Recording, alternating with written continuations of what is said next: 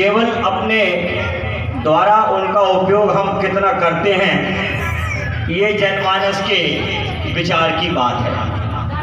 क्योंकि ये चार पंक्तियां ही हमारे जीवन के हर पल प्रतिपल हर क्षण हम जहाँ भी रहें, ये स्वाभाविक रूप से हमारे जीवन में उतारना चाहिए और इनके द्वारा ही हम अपने जीवन को सफल बना सकते हैं।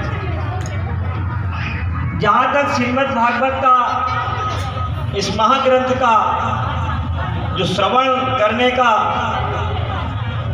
जो लाभ और पुण्य हमें प्राप्त होता है, वेदव्यास जी ने 18 ग्रंथों की रचना की और शास्त्र लिखे, वेद लिखे, लेकिन उन सभी ग्रंथों में श्रीमद् भागवत का अपना एक अलग महत्व है। वैसे तो ग्रंथ जितने भी हैं ये अक्षर ब्रह्म के रूप में हमारे बीच उपस्थित हैं, जिनको हम पढ़कर आप जैसे विद्वानों के द्वारा हम श्रवण करते हैं तो हमें अपने जीवन में जीवन शैली और जीने का एक तरीका प्राप्त होता है। अभी आपने भक्त प्रहलाद के विषय में जो कथा सुनाई, यह भगवान स्वयं कृष्ण के जन्म की कथा आपने अभी सुनी। मेरा ये मानना है कि भगवान जहाँ पर उपस्थित रहते हैं या आप भगवान की उपस्थिति चाहते हैं, तो ये मान लिया जाए कि जहाँ ईश्वर रहता है भय और किसी प्रकार की कोई विकृति नहीं होती। आज समाज के अंदर जो विकृति या यत्र तत्र जो घटनाएं आज जो हम सुन रहे हैं, टेलीविजन, सोशल मीडिया और अन्य जो साधन हैं, वो केवल इसलिए पर हो रही है कि निश्चित कहीं ना कहीं हम भगवान के उस अनुकंपा और उससे कहीं दूर हैं।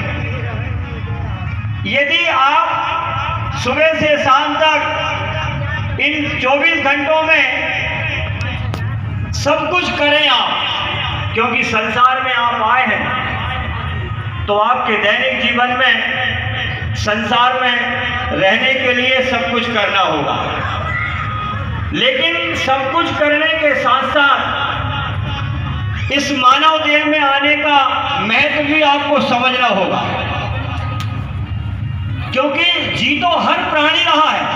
संसार का ऐसा कोई जीव नहीं है जो जीना नहीं जानता, पर जीने के तरीके का फर्क है। संसार में आप भी जी रहे हैं, एक सड़क पर चलने वाला राहगीर भी जी रहा है, वो भी अपनी जिंदगी को जीता है और जब उसकी एक निश्चित आयु होती हो तभी वो जाता है। आप भी निश्चित आयु में ही जाते हैं। लेकिन एक व्यक्ति समाज के अंदर केवल बुद्धि के स्तर पर जीना चाहता है, उसे अच्छे और बुरे का भर ज्ञान है।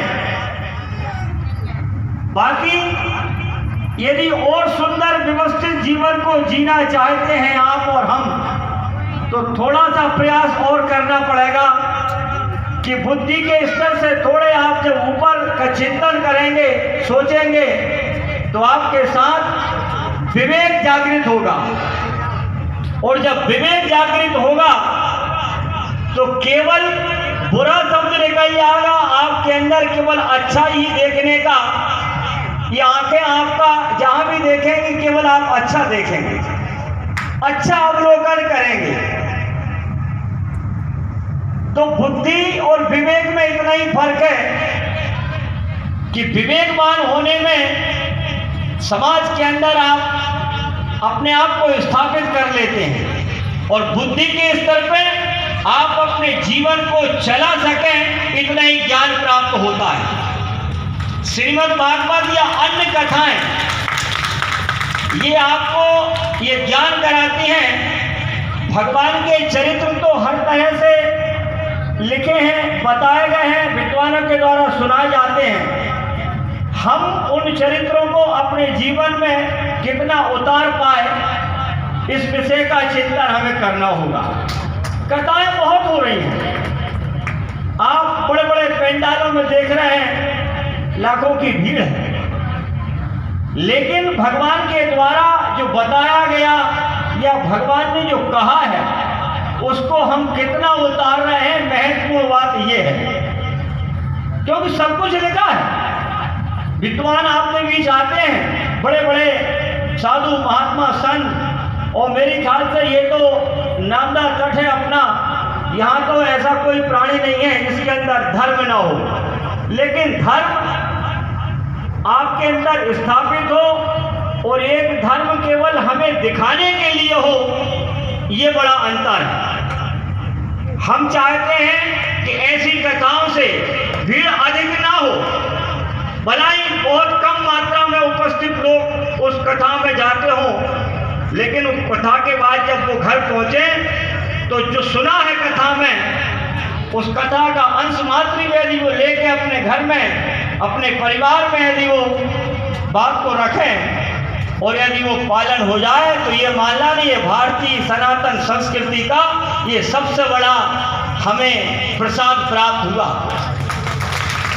क्योंकि सनातन संस्कृति कितने ही विधर्मी, कितने ही आपके आताताई सनातन के ऊपर प्रहार करें, लेकिन सनातन की जड़ इतनी मजबूत है कि आप और हम उसको कमजोर करने का प्रयास करते रहेंगे, एक दिन आप स्वयं कमजोर हो जाएंगे, सनातन कभी कमजोर नहीं होगा।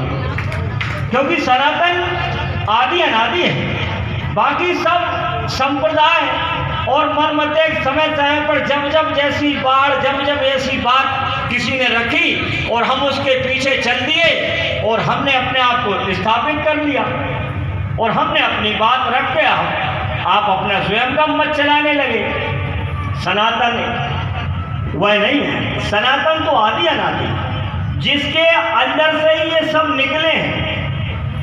आज जो अपनी बात को या अपने धर्म को अपने तरीके से चलाने का प्रयास कर रहे हैं, वो भी सनातन से ही निकले हैं, तो सनातन बड़ा हुआ कि नहीं। इसलिए आप सबसे आज कथा के अवसर पर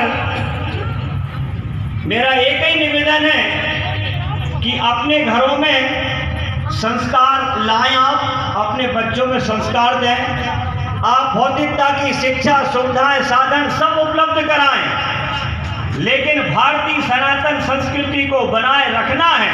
और आपको स्वयं अपने आप में, परिवार में केवल श्वास चल रही है, हम चल रहे हैं, देख रहे हैं, समझ रहे हैं, इसको जीना नहीं कहते। आप एक व्यवस्थित रूप से हम कैसे जी सकें, हम शांति कैसी महसूस कर सकें, ये जब ही संभव होगा जब हम ऐसी कथाओं का श्रवण करेंगे और कथाओं के श्रवण के बाद वो श्रवण की हुई बात को हम घरों में भी पालन करवाएं, अपने बच्चों में संस्कार दें, उनको भी प्रयास करें कि जब ये कथाएं हों तो बच्चों से कहा जाए कि बेटा ये कोई लंबी कथा नहीं है, जो 4-5 दिन की कथा होती हैं, कम से कम इतना समय दो कि इस कथा में तुम भी बैठो। ये प्रयास होना चाहिए। हम और आप बुजुर्ग तो सब सुन रहे हैं, लेकिन जरूरत आज जो युवा हैं, जो आज वर्तमान की जो पीढ़ी है, वो कहीं ना कहीं भटकाव में है, और उसका भटकाव कैसे रोकेंगे ये हमारी और आपकी जिम्मेदारी है। क्योंकि आप जो कर रहे हैं या कराने जा रहे हैं, वही तो देख के वो करेंगे। इसलिए ऐसी कथाओं से, ऐसे पुराणों के या ऐसे सत्संग में जाने से हमें अपने जीवन को धन्य बनाना है, अपने परिवार को व्यवस्थित रखना है। इन्हीं कथाओं का सार है। ज़्यादा कुछ न कहते हुए अब समय हो चुका है। सर्वे भवन्तु सुखिना, सर्वे सन्तु निरामया, सर्वे भद्राणि पश्यन्तु, मा कश्चित् दुर्भाग् भवेत्।